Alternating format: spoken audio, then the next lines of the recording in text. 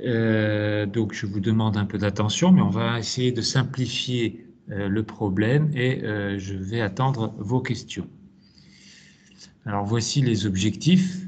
Ils sont nombreux, mais vous verrez que c'est assez simple au final. Donc, comme je vous ai dit, ce sont des fractures extrêmement fréquentes. Elles sont fréquentes parce qu'il y a l'ostéoporose et c'est pour ça qu'on les voit essentiellement chez le sujet âgé. Et chez le sujet âgé, c'est une des causes majeures d'hospitalisation. Alors, elles font suite généralement à un traumatisme minime, une simple chute de sa hauteur. Et encore une fois, la fragilité de l'os, l'ostéoporose, fait que ces fractures arrivent fréquemment. On peut les voir, mais beaucoup plus rarement chez les sujets jeunes, et là, il faut un traumatisme beaucoup plus violent. Ce sont un enjeu de santé publique de par leur fréquence, de par les moyens qui doivent être mis à disposition, de par le coût. On estime que la mortalité et la morbidité est assez importante, et voici ce que montrent les études, avec une mortalité à 6 mois à l'international qui varie entre 15 et 25%. C'est donc une mortalité très importante qui s'approche de celle des tumeurs, et donc il faut tout faire pour réduire cette mortalité et aussi la morbidité de ces fractures. On va voir par la suite d'où vient cette mortalité. Ce sont des fractures dont le traitement est éminemment chirurgical. Vous ne verrez pas balader dans la rue des personnes avec des plâtres pour des fractures de l'extrémité supérieure du fémur ou autres méthodes thérapeutiques. Le traitement, il est chirurgical.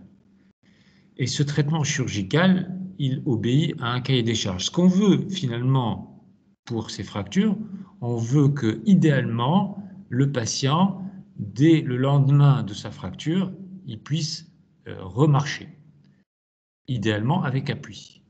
Et donc seul le traitement chirurgical permet de répondre à ce cahier de charge, à cet impératif. Ce traitement chirurgical, il pose d'emblée des difficultés en rapport avec la fracture, oui, mais surtout en rapport avec le terrain. N'oubliez pas que vous avez affaire à des personnes âgées, donc elles sont fragiles. Nombre d'entre elles ont des tares, l'hypertension artérielle, le diabète, les coronaropathies, des problèmes respiratoires et aussi des problèmes neuropsychiatriques, qu'il s'agisse de démence sénile, d'Alzheimer ou autres. Donc ça complique la prise en charge. Il y a d'emblée deux grandes variétés. Vous voyez qu'anatomiquement, ce sont des fractures qui sont très proches, mais leur traitement est un petit peu différent. Ce sont d'une part les fractures trochantériennes, pertrochantérienne, sous-trochantérienne, trochantérodiphysaire, etc. Et d'autre part les fractures du col du fémur. Les fractures trochantériennes ont un meilleur pronostic. Les fractures du col du fémur, elles exposent à la nécrose de la tête fémorale. On estime qu'il y a environ, dans ces fractures, 2/3 de fractures trochantériennes et 1/3 de fractures du col du fémur. Voici un exemple de fracture du col du fémur. Alors, à gauche, vous avez une vue d'artiste et à droite, vous avez une radio montrant cette fracture du col du fémur. Le col du fémur est une zone de jonction.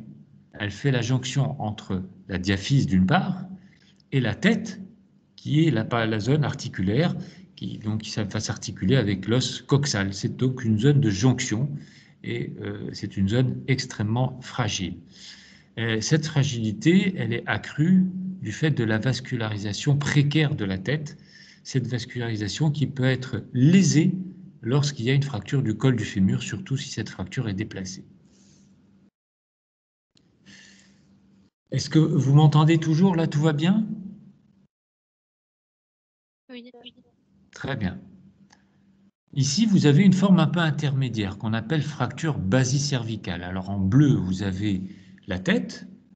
En jaune, vous avez le col, et vous voyez que le col n'est pas concerné par la fracture. C'est la base du col qui est concernée. On appelle donc cette fracture basicervicale. C'est une fracture un petit peu intermédiaire, basicervicale, Anatomiquement, elle appartient aux fractures du col, mais du point de vue thérapeutique, on la traite comme une fracture de la région trochantérienne. Alors, ces fractures du col, elles sont classées selon Garden. Alors, Garden, c'est une classification en 4 stades en fonction des travées osseuses.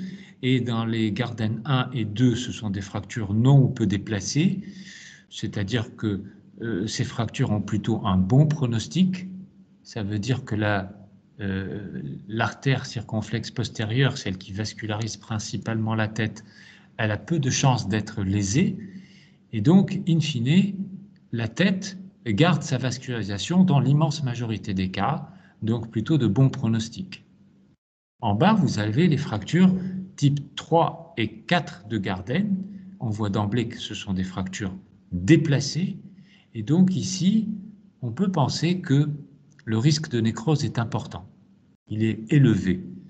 Donc ce sont des fractures à déplacer à risque de nécrose important. Donc, si vous voulez, dans cette classification de Garden, qui est importante à connaître, même si vous n'êtes pas obligé de connaître tous les détails, ce qu'il faut retenir, c'est les Garden 1 et 2 sont des fractures non peu déplacées, donc risque de nécrose de la tête faible, et les Garden 3 et 4, qu'on peut regrouper sous forme de fractures déplacées, où le risque de nécrose de la tête est important. Et ça a des répercussions pratiques, puisque du point de vue thérapeutique, si on pense qu'une fracture va entraîner un risque de nécrose de la tête, pourquoi la conserver? Donc, dans ce cas-là, on va favoriser le traitement par prothèse, puisque si on ne peut pas conserver la tête, puisqu'elle est vouée à la nécrose, on va tendance à la remplacer par une prothèse. Dans les fractures non peu déplacées, les Garden 1 ou 2, ici, le choix se portera davantage vers une ostéosynthèse, c'est-à-dire qu'on va garder la tête, on va tout faire pour la garder, et donc on va la synthéser, soit par des vis, soit par des vis-plaques. Donc j'espère que vous avez saisi un petit peu la différence et l'intérêt de cette classification. Voici par exemple des exemples de fractures trochantériennes. Alors on ne vous demande pas de connaître tous les types, ça c'est absolument hors propos. Tout ce qu'on vous demande de retenir un petit peu dans ces fractures trochantériennes, c'est qu'elles sont situées dans une zone spongieuse, bien vascularisée, qu'elles ont une tendance naturelle à la consolidation, qu'elles évoluent exceptionnellement vers la nécrose. Et donc, vu ces caractéristiques, ce qu'on va faire, c'est un traitement conservateur, chirurgical mais conservateur. C'est-à-dire qu'on ne va pas mettre de prothèse, puisque ce sont des fractures qui consolident bien, et on va les conserver, c'est-à-dire mettre des clous, des plaques, des vis, etc. Donc ce sont des fractures, les fractures trochantériennes, où les prothèses n'ont pas de place. C'est un traitement chirurgical conservateur, donc on fait une ostéosynthèse.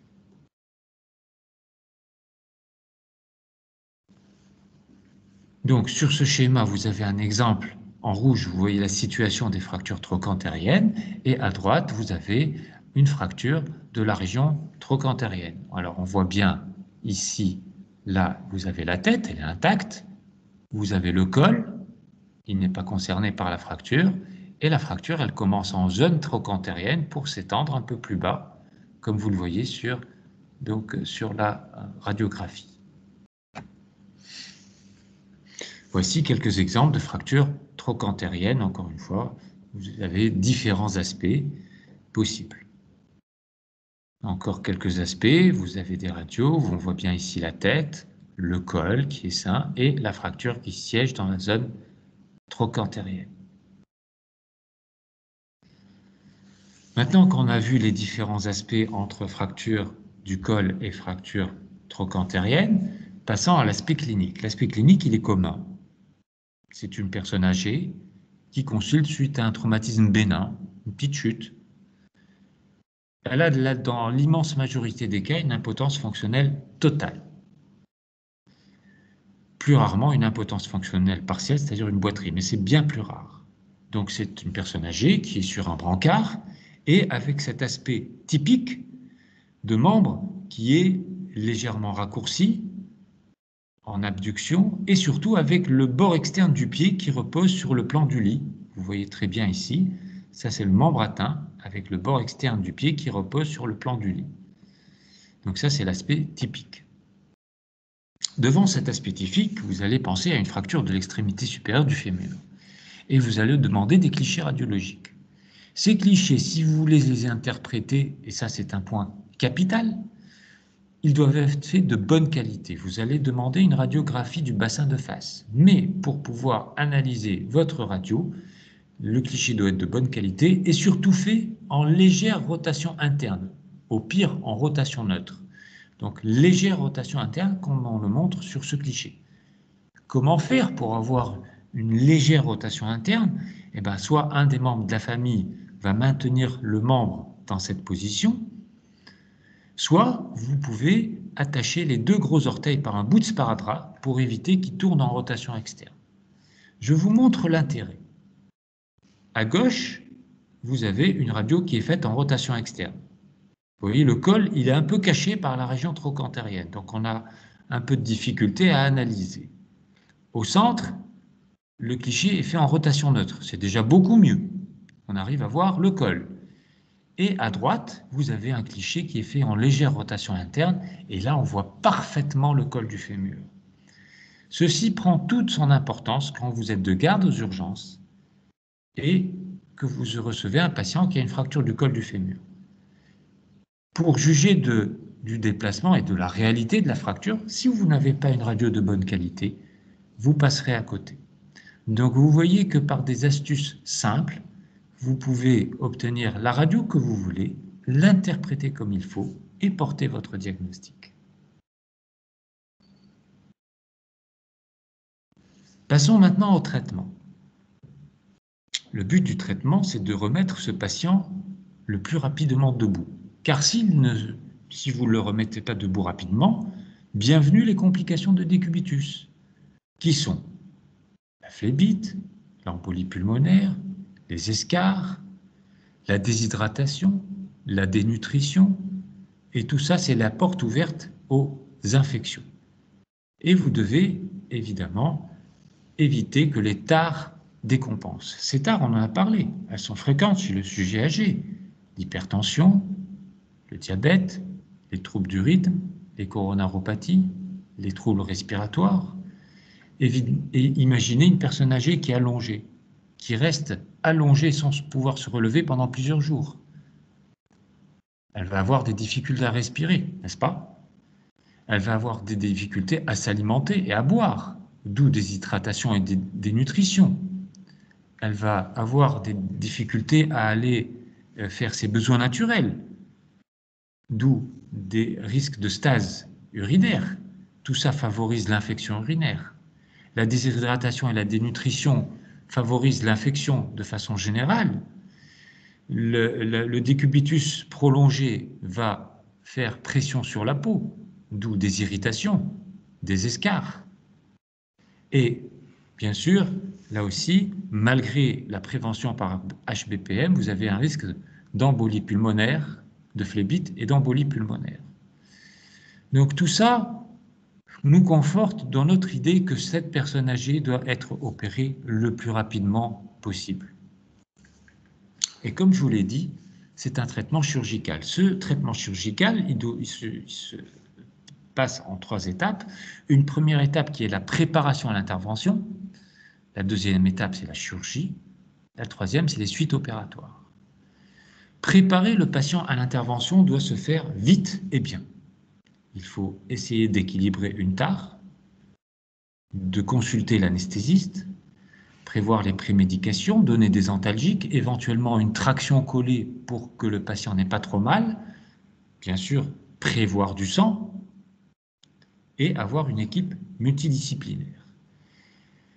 Je vous ai dit, il faut opérer assez rapidement. Quand opérer?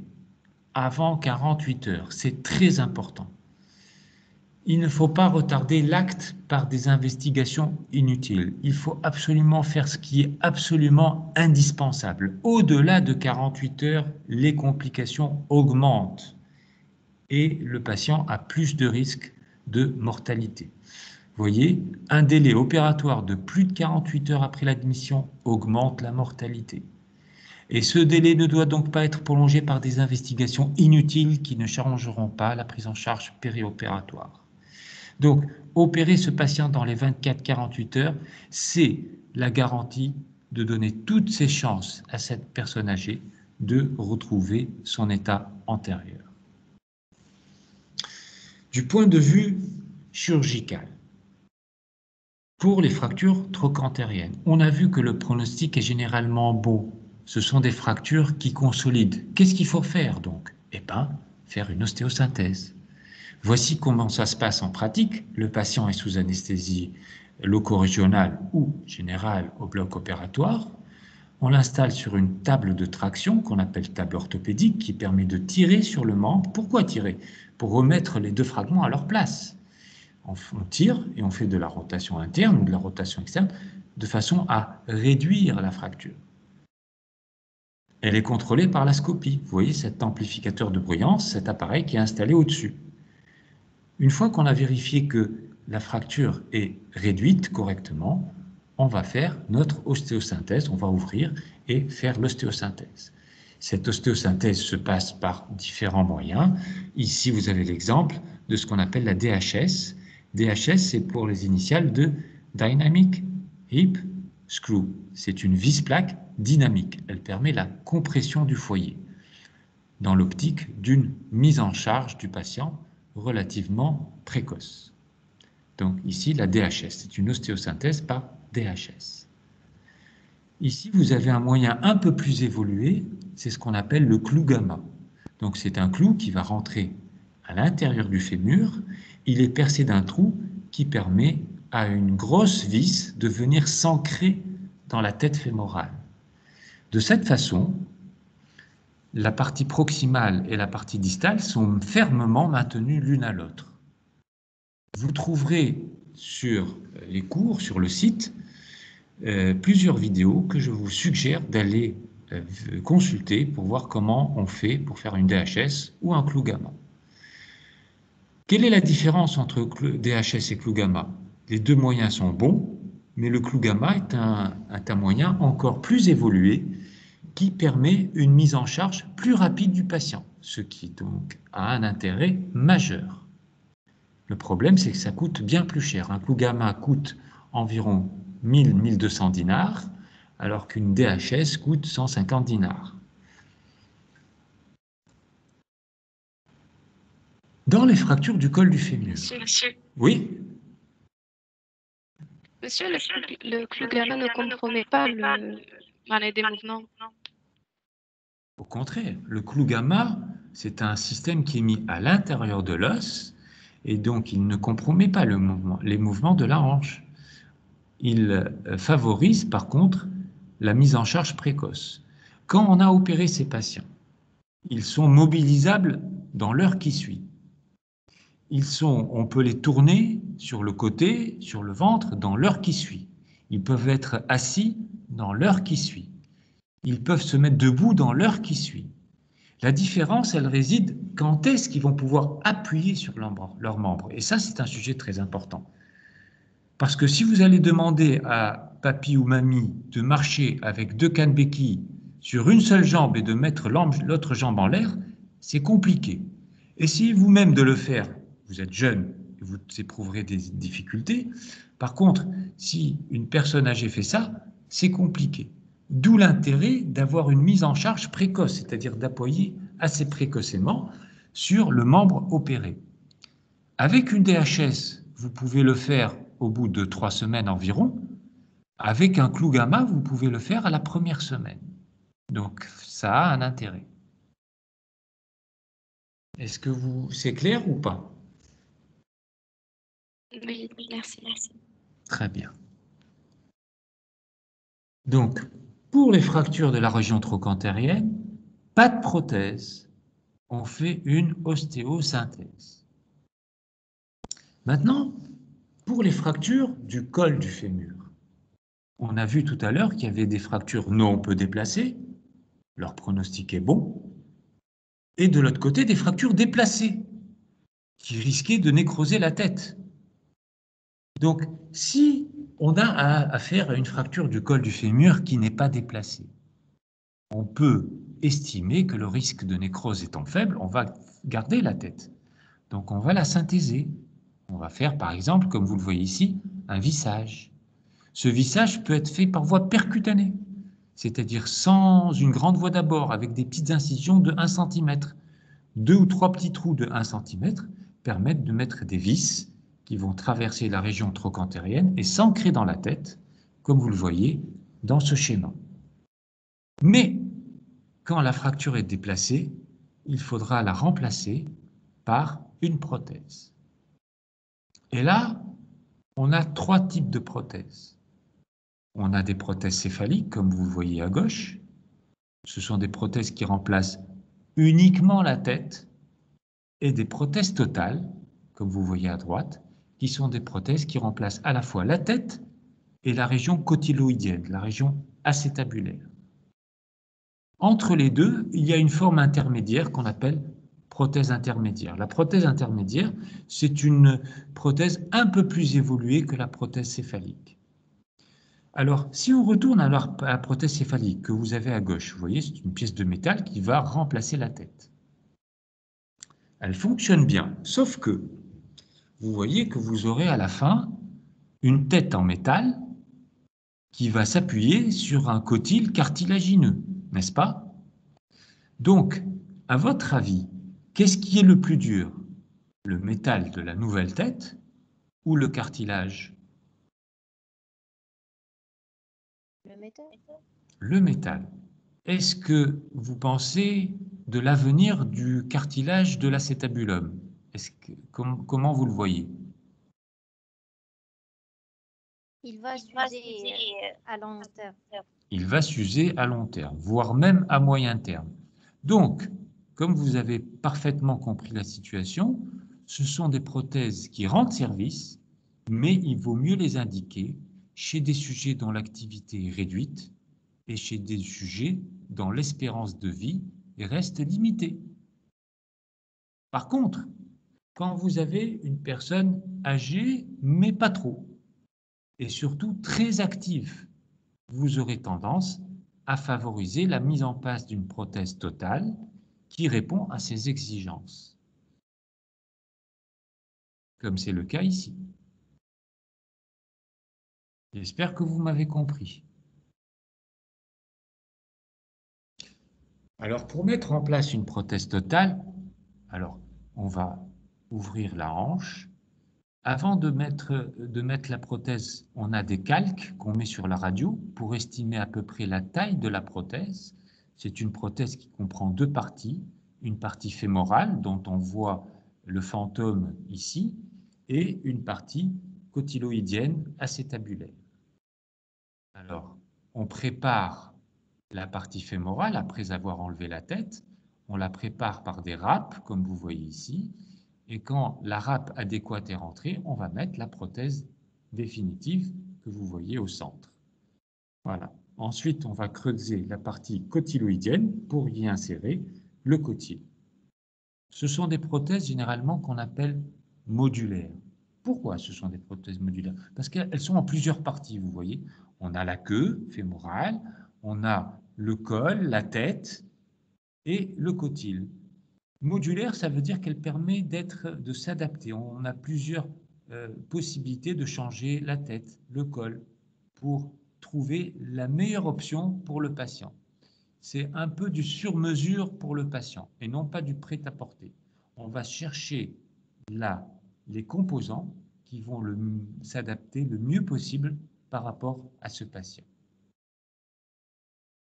Voici la partie cotyloïdienne. Vous voyez, on a fraisé, on a mis un cotyle prothétique qui va recevoir la tête.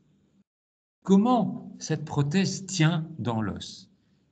Le plus souvent, elle tient grâce à un ciment chirurgical. Alors, ce ciment chirurgical, il est constitué d'une poudre qu'on mélange avec un liquide qui vont donner une pâte. Cette pâte, vous la mettez dans l'os, puis rapidement, vous mettez la prothèse, vous la maintenez fermement en place, et au bout de 2-3 minutes, cette pâte va se durcir pour engainer parfaitement l'implant prothétique que vous avez mis en place.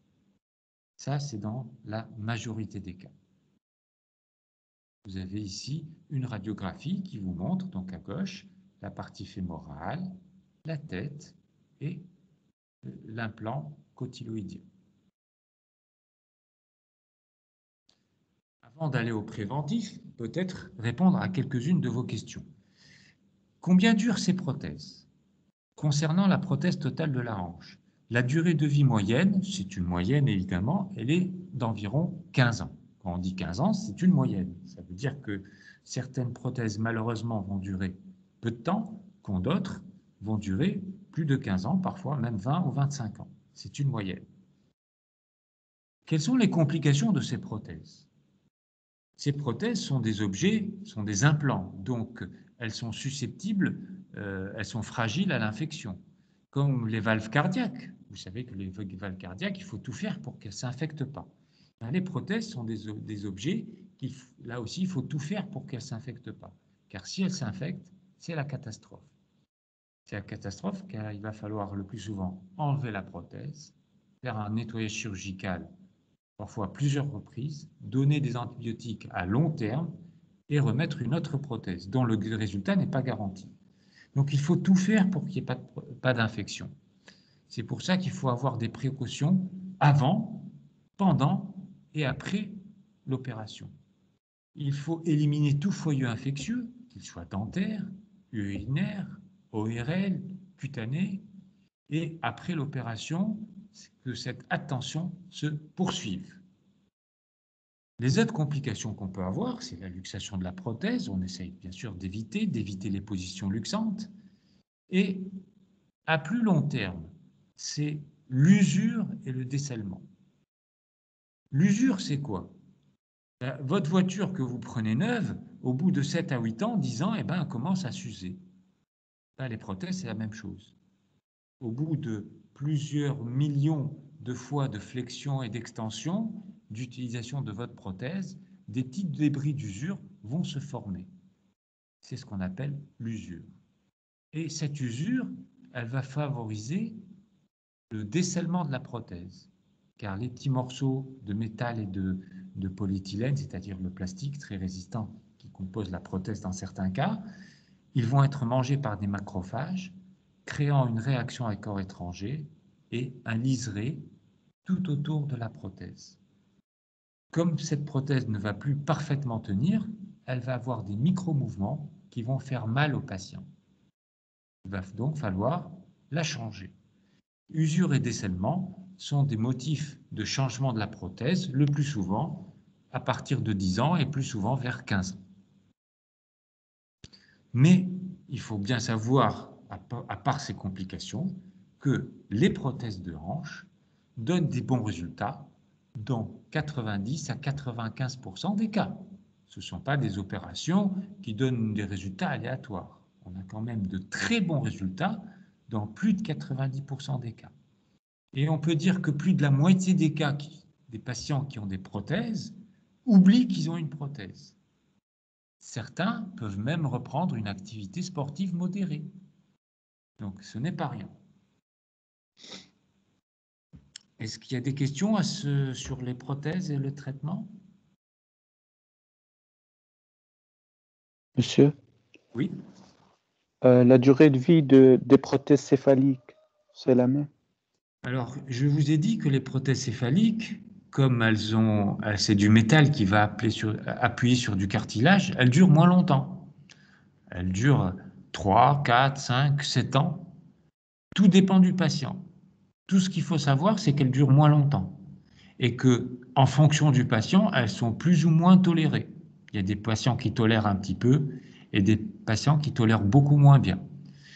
Connaissant cette tolérance, vous allez la mettre chez des patients assez âgés.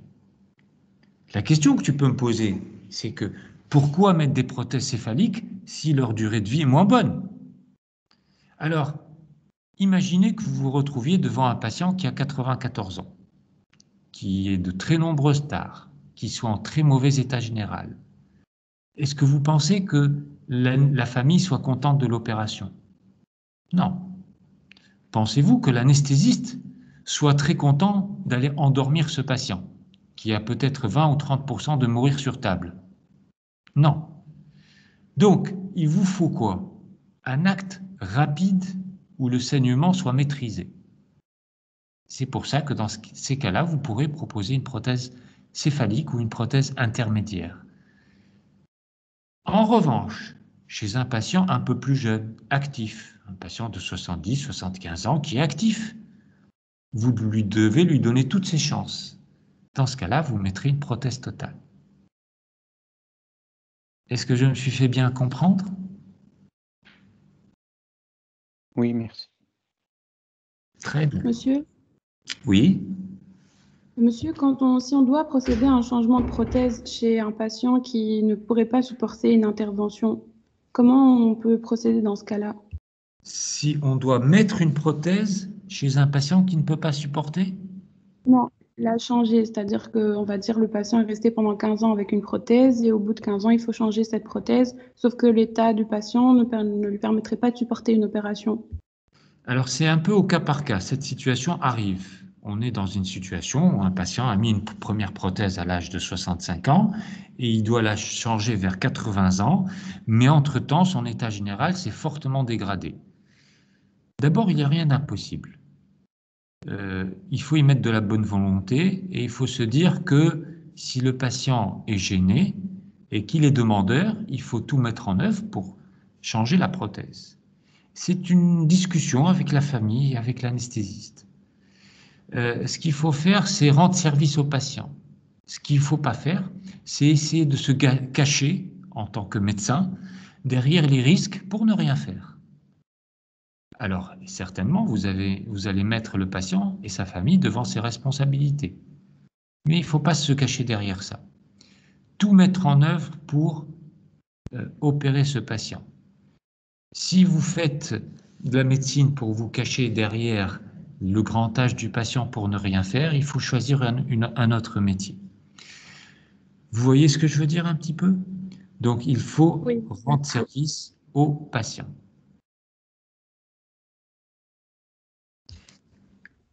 Alors, s'il n'y a pas d'autres questions sur le traitement, mais il peut y avoir entre-temps, il n'y a pas de problème, je voudrais à la fin insister sur les mesures préventives. Ces mesures préventives font souvent l'objet de questions dans vos examens. Elles sont importantes. Cette prévention passe par une prévention des chutes. Alors vous allez me dire, comment prévenir les chutes? On ne va pas se mettre derrière chaque personne âgée pour l'empêcher de tomber. Oui, je comprends. Qu'est-ce qui fait que les patients chutent? D'abord, il peut y avoir des troubles de l'attention, des troubles liés au diabète, des troubles du rythme, des troubles liés à la mauvaise vue, à la cataracte. Eh bien, tout ça, il faut essayer de le prévenir, équilibrer les tares, faire que le diabète soit équilibré, que la tension ne fasse pas des hauts et des bas, qu'il n'y ait pas de troubles du rythme, faire attention qu'il ait une bonne vue,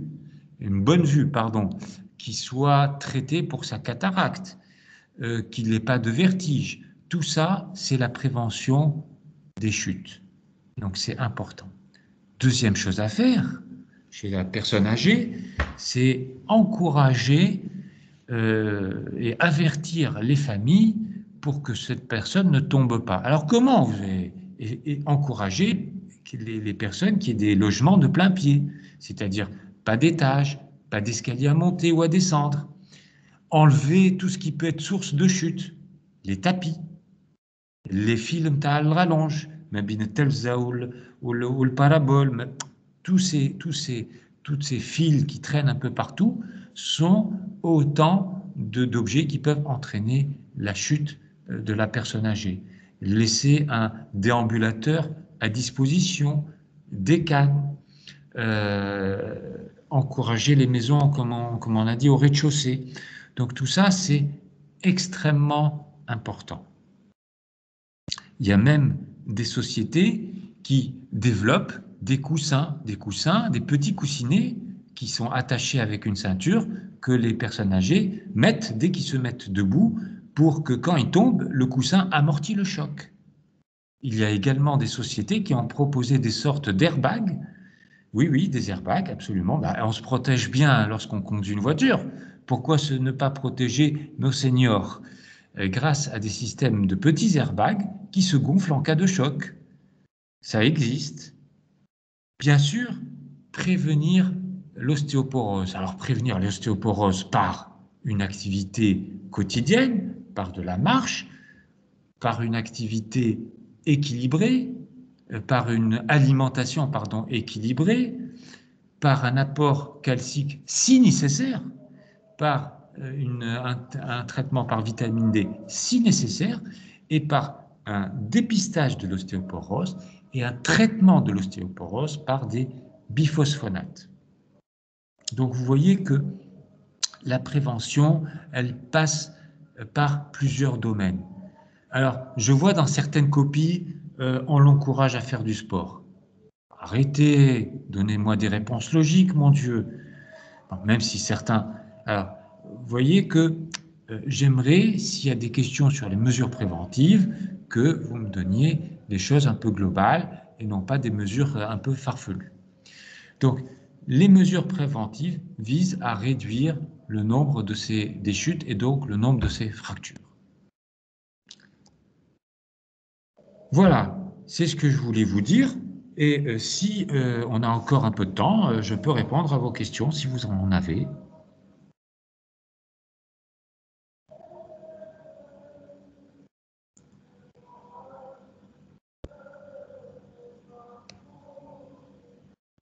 Monsieur, Oui? quand on demande de citer les 2 complications immédiates les plus fréquentes d'une luxation postérieure de la hanche, qu'est-ce qu'on peut citer? D'une luxation postérieure de la hanche? Qui vous a posé cette question? Je l'ai trouvé parmi des questions d'examen. Non, je vais te répondre, mais ça ne fait pas partie de ce cours, premièrement. Et deuxièmement, arrêtez de chercher midi à 14 heures, permettez-moi. À la khadr, vous trouvez des questions farfelues et ce cours-là est un cours simple. Vous avez vu, on l'a fait en 20 minutes. Et il y a des notions très simples à retenir, comme je vous l'ai dit maintenant. Maintenant, pour répondre à ta question, mais ça, vous ne l'aurez pas dans l'examen, une luxation de la hanche, surtout une luxation postérieure, la complication principale, c'est l'atteinte du nerf sciatique, parce que quand la tête sort de sa place, elle peut léser le nerf sciatique. L'autre complication qu'on peut avoir, c'est la fracture du cotyle. Quand la tête va sortir de sa place, elle va heurter la paroi postérieure du cotyle et la casser. Donc ces 2 complications sont l'atteinte du sciatique et la fracture du cotyle. Mais c'est une question qui est totalement hors propos pour le cours d'aujourd'hui. D'accord, merci beaucoup. Est-ce qu'il y a d'autres questions? Sinon, je vais résumer le cours. Alors, en attendant qu'il y ait d'autres questions et que vous les prépariez, donc, ce sont des fractures extrêmement fréquentes. Et actuellement, presque un tiers ou un quart des admissions dans le service, ce sont des fractures de l'extrémité supérieure du fémur. C'est une fracture qui touche le sujet âgé et elle est due à l'ostéoporose. Vous avez 2 types de fractures, les fractures du col du fémur, qui menacent la tête, le risque c'est la nécrose aseptique de la tête du fémur, et les fractures trochantériennes. Les fractures du col du fémur, elles sont soit non ou peu déplacées, dans ce cas-là, sont de bons pronostics. Il faut les traiter le plus souvent de façon conservatrice, donc par une synthèse. Les fractures du col du fémur qui sont déplacées, il faut les traiter par des prothèses. Et d'un autre côté, vous avez les fractures trochantériennes. Et là, les prothèses n'ont pas de place. Il faut faire une ostéosynthèse. Cliniquement, elles se présentent presque toutes par une impotence fonctionnelle totale et par un membre qui est légèrement raccourci avec le bord externe du pied qui repose sur le plan du lit. C'est un diagnostic qui est simple. N'oubliez pas que si vous faites des radios, de bonnes radios, elles sont en rotation neutre ou mieux en légère rotation interne. La prise en charge est chirurgicale. Préparez le patient rapidement pour équilibrer les tares, au mieux dans les 48 heures. Opérez le patient soit par une synthèse, soit par une prothèse, puis assurer le suivi du patient. Le but étant de remettre le patient le plus rapidement debout. Voici les étapes de la rééducation. N'oubliez pas, enfin, les mesures préventives dont on a vu les différents volets. Voilà, s'il y a une dernière question.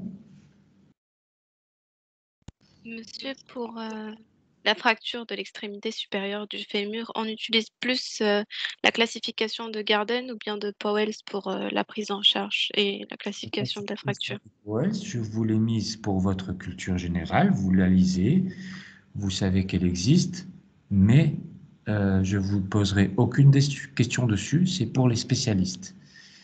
Quant à la classification de Garden, je vous donnerai pas une radio en vous disant c'est quel type de Garden, ça soyez-en sûrs. Ce qu'il faut retenir, c'est que la classification de Garden, c'est une classification qui utilise les travées osseuses, et que c'est une classification en 4 strates, et que c'est une classification qui a un intérêt pronostique. Les Garden 1 et 2, ce sont des fractures non ou peu déplacées. Les Garden 3 et 4 sont des fractures déplacées. Une fois qu'on a dit ça, on a tout dit. OK? D'accord, merci. Donc, si vous avez peur de l'examen, n'ayez pas peur, ne cherchez pas les petits trous. Vous voyez ce qu'on a dit aujourd'hui? Il devrait vous suffire pour passer l'examen. Mais n'hésitez pas à consulter les vidéos, les différents liens que je vous ai mis sur le site. Ils vous permettront de comprendre les choses. Est-ce qu'il y a d'autres questions? Monsieur, quelles sont les complications des fractures trochantériennes? Alors, les complications des fractures trochantériennes, si elles ne sont pas traitées, et même si elles sont traitées d'ailleurs, c'est essentiellement des calvicieux. C'est-à-dire qu'on a dit tout à l'heure, c'est une fracture qui est située en zone spongieuse, c'est-à-dire que c'est une zone qui va bien consolider. Donc, généralement, cette fracture, elle consolide bien. Mais parfois, on a du mal à la remettre parfaitement en place. Donc, ça donne souvent un petit calvicieux qui est souvent bien toléré. Un calvicieux, c'est-à-dire que la fracture a consolidé, mais pas dans la bonne position. Mais la marge de tolérance, elle est grande. Donc, généralement, même s'il y a un petit calvicieux, il est bien toléré. D'accord, merci. Voilà, je vous en prie.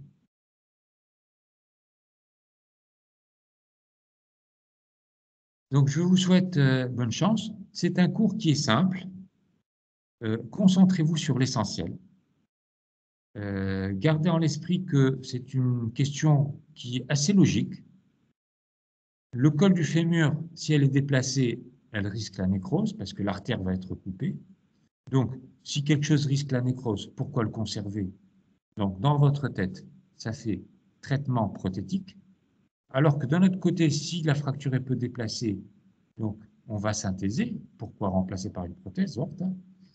Et donc, vous voyez, tout est logique. Gardez à l'esprit que votre objectif, c'est de remettre ce patient qui est allongé, il faut le remettre debout. Et mettez les moyens en œuvre pour obtenir cet objectif. Donc, je vous souhaite bonne chance. Encore une fois, j'insiste sur les liens que j'ai mis. Ouvrez-les. Vous savez que je peux vérifier si vous les ouvrez ou pas, parce que j'ai des outils pour savoir si la classe a consulté les liens. Donc, je vous recommande d'y aller et vous pouvez me poser d'autres questions sur le site. Je vous dis bonne chance et à bientôt. Au revoir.